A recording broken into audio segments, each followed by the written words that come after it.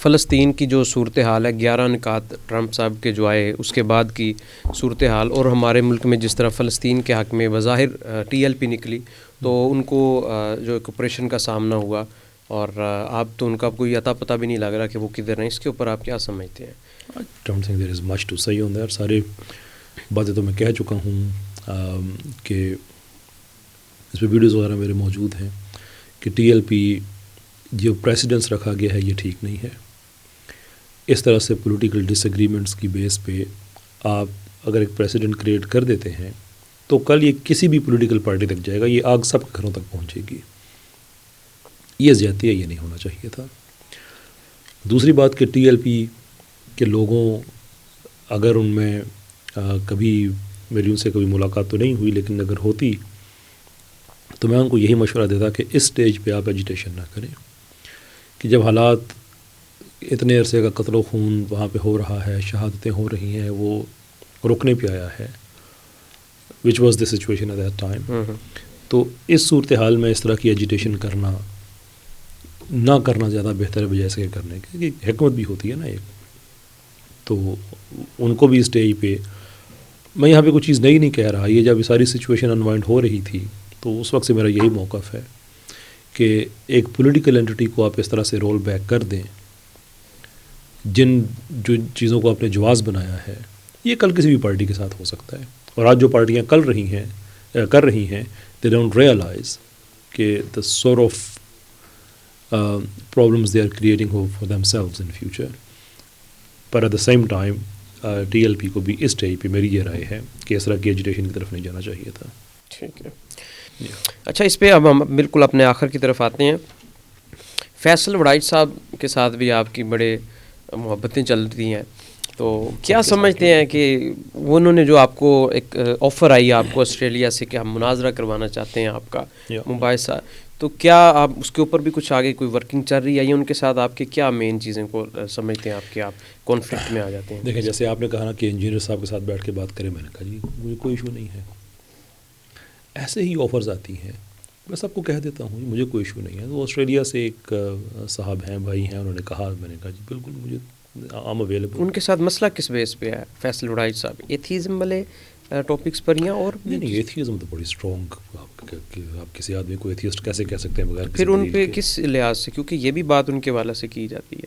نہیں یہ غلط بات ہے. ایسے کسی کو دیکھیں، جب تک کوئی آدمی خود کو ڈکلیئر نہ کر رہا ہو یا کوئی آدمی ایتھیزم کی ایکٹیولی اس کو پروپوگیٹ نہ کر رہا ہو، تب تک آپ تو کسی کو نہیں کہہ سکتے. فکری اختلاف ہو سکتا ہے، اس کی رینجز ہیں اپنی، وہ سیکولر ہیں، یہ بات تو درست ہے. تو میرا جو ان سے اختلاف ہے وہ اس بیس 2-3 چیزوں پہ. ایک تو ایوولوشن کے حوالے سے انہوں نے بہت لوگوں کو مس لیڈ کیا ہے، بہت ہی غلط انفارمیشن دی ہے، وہ اس پہ بات کی جا سکتی ہے.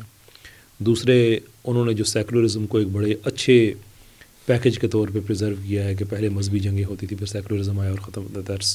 نن of that is true. Actually secular age میں جتنا انسانیت کا خون بہا ہے کسی اور ایج میں نہیں بہا. سیکولرز نے جتنا انسانوں کا قتل و خون کیا ہے کسی اور نے نہیں کیا. اس پہ بات کی جا سکتی ہے. تیسرے، جو انہوں نے ابھی جو پروگرام اپنا بنایا تھا، ایک یوٹیوب ویڈیو تھا ان کا ایگزسٹنس آف گاڈ پہ، اس پہ جو آرگومنٹس انہوں نے دیے تھے seriously flawed arguments, seriously flawed. تو ان میں سے کسی ایک چیز پہ وہ بات کرنا چاہیں، جو صاحب کرانا چاہتے ہیں وہ ان میں سے کسی ایک چیز پہ کہیں تو شور. باقی دیکھیں، میں سمجھتا ہوں کہ یہ اچھی بات ہے، 2 طرح سے اچھی بات ہے. ایک تو یہ ہے کہ پاکستان میں پاپولیشن کے پاس حق ہونا چاہیے کہ ان کے پاس دونوں طرح کی انفارمیشن رہے. دوسرے، بجائے اس کے کہ آپ ایک دوسرے کے بارے میں بہت غلط باتیں کہہ کے، اور اس طبقے کی تو میں ویسے بھی اس لیے عزت کرتا ہوں کہ they are open in their views, which in turn interestingly also explains کہ میں انجینئر کی عزت کیوں نہیں کرتا، because he is not open about what he is. وہ داڑھی پگڑی والا ہے. یہ کلیئر ہے کہ ہم سیکولر ہیں. تو خیر سوری، یہ ایک ضمنی تبصرہ تھا. تو آئی رسپیکٹ دا ویوز کہ وہ ان کا ایک ڈفرینٹ ویو ہے، اور معاشرے میں ایسے ہی ایک سوچ میں وسعت پیدا ہوتی ہے، برداشت پیدا ہوتی ہے کہ لوگ ایک دوسرے سے ڈس ایگری کریں. And there are good people like that. In fact let me mention, ایک بڑے اچھے ہمارے سیکولر مائنڈیڈ دوست ہیں عظیم بٹ صاحب، ویری نائس مین، دلیر آدمی ہے، کھل کے اپنے ویوز کا اظہار کرتے ہیں، ہمیشہ ان سے اچھے نوٹ پہ بات ہوتی ہے، جوکتیں بھی کر دیتے ہیں، کچھ ہم بھی کر دیتے ہیں کہ if you can achieve a Pakistan جہاں پہ چائے کی پیالی پہ بیٹھ کے آپ ایک دوسرے سے کھل کے اختلاف کریں اور اچھے طریقے سے کریں، اینڈ میں ہاتھ ملا کے اپنے اپنے گھروں میں جائیں، اگلے دن آئیں، اگلے ہفتے آئیں، پھر کریں، دیر از اے sort of Pakistan looking for. اس کا طریقہ کار ہے وہ یہی ہے پھر کہ پھر لیکن یہ چیز ہمیں بہت کم نظر آتی ہے. ڈیفینیٹلی ہوپ کہ ہم اسے اچیو کر سکیں. اور دیکھیں پاکستان میں جتنی بھی میری ڈبیٹس ہوئی ہیں، میری ان میں سے اکثریت کے ساتھ اچھا ہی تعلق ہے، برا نہیں ہے.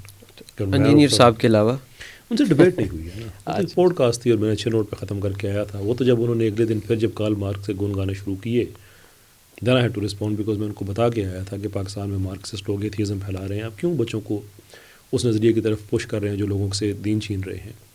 اس کے بعد پھر جب انہوں نے تعریفیں شروع کی تو then I had to respond. Apart from that آپ فرمود عالم صاحب کو دیکھ لیں، ان کے ساتھ ڈبیٹ ہوئی، بڑی 2 ڈبیٹس ہوئیں، بڑی اچھی ہوئیں. ڈاکٹر ایوان کے ساتھ ہوئی، محروب معیز ایوان کے ساتھ، اگرچہ we are not on talking terms but there is no bad blood between us at all, at least not from my side. کبھی میں نے کوئی اس طرح کی کوئی چیز نہیں ہے. اور جو میری ڈبیٹس ہوتی ہیں it's always a good exercise, ایک اچھی ایک فکری ایکسرسائز ہوتی ہے. I think that's it needs to happen in Pakistan. آخری سوال بالکل، جو پاکستان میں توہین رسالت کا قانون ہے 295C، اس کے حوالے سے آج کل چیزیں یہ چل رہی ہیں کہ سپورٹ میں جا رہی ہیں کہ اس میں ترمیم کی ضرورت ہے. اور اس میں جو ایک اہم پوائنٹ وہ یہ تھا کہ ہم نے دیکھا ہے کہ 295C یا اس سے ریلیونٹ جو سیکشنز ہیں وہ ہمارے مذہبی لوگوں پہ بھی لگتی ہیں، جس کے اندر ہمارے مختلف علماء کرام بھی آتے ہیں. ابھی حال ہی میں انجینئر محمد علی مرزا پر بھی جو ہے وہ 295C لگی. تو آپ کیا سمجھتے ہیں کہ اگر علماء پہ 295C یا دین سے تعلق رکھنے والے لوگوں پر 295C لگے گی تو کیا یہ کہیں پہ اس کو 295C کو ختم کرنے میں یا اس میں ترمیم کے لحاظ سے آگے دروازے نہیں کھلیں گے؟ لوگوں کے پاس ایک جواز ہوگا کہ یار یہ تو ہر عالم دین پر لگ رہی ہے، اور اس میں عام جو شخص ہے جس طرح کہ میں ہوں یا کوئی بھی عام پاکستانی ہے وہ کس طرح پھر اس سے محفوظ رہ سکتا ہے؟ دیکھیے کسی بھی قانون کو آپ اس وجہ سے تو چینج نہیں کرتے کہ وہ کسی عالم دین پہ لگ گیا ہے. اسلام تو بڑا کلیئر ہے نا کہ چوری کوئی بھی کرے سزا تو وہی ہے. پرسن کو دیکھ کے قانون چینج نہیں کیا جا سکتا، یہ ایک اصولی بات ہے. اور یہی دنیا میں ہوتا ہے، جو رول آف لا ہوتا ہے وہ فالو کیا جاتا ہے. اب آتے ہیں 295C اسپیسیفکلی اس کے اوپر. دیکھیں میں نے پاکستان میں بہت سے علماء کے ساتھ بات کی ہے، اداروں سے بات کی ہے، ابھی بھی ہم لیٹرز بھیج رہے ہیں آگے پیچھے، کہ ہم یہ سمجھتے ہیں کہ 295C ایک بیسک رائٹ نہیں ہونا چاہیے کہ کوئی بھی آدمی کسی پہ جا کے لگا دے، بلکہ ہم نے جو پرپوز کیا ہے طریقہ وہ یہ ہے کہ کوئی بھی آدمی اگر سمجھتا ہے کہیں پہ توہین رسالت ہوئی ہے